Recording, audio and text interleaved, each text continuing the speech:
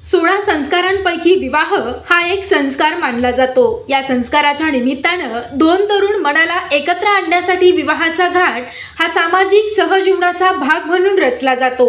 या गोष्टी घडवून आणण्यासाठी मध्यस्थ हा एक महत्त्वाचा दुवा असतो। अलीकडेच या मध्यस्थांची जागा दलालांनी आणि विवाह संस्थांनी घेतली।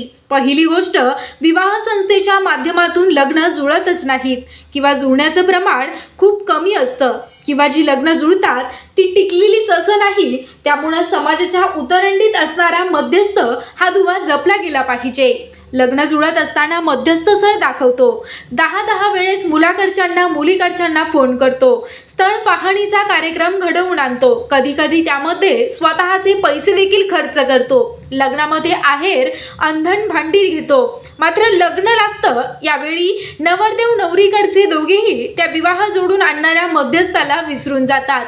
आहेर अंधन भांड्यांना लग्नासाठी स्वतःचे पैसे खर्च करून येणारे वऱ्हाडी त्यांच्यासाठी महत्त्वाचे नसतात, तर ग्रामपंचायत सदस्यापासून ते आमदार खासदारापर्यंत राजकारणी चोरांचे सत्कार या लग्नामध्ये केले जातात। लग्न झाल्यानंतर काही भानगड झाल्यास मध्यस्थाला जबाबदार धरतात आणि या सर्व प्रकारामुळे मध्यस्थाची जागा आता दलालांनी घेतली आणि यातूनच आता लग्न जुळत नाहीत म्हणून बोंबलत फिरतात।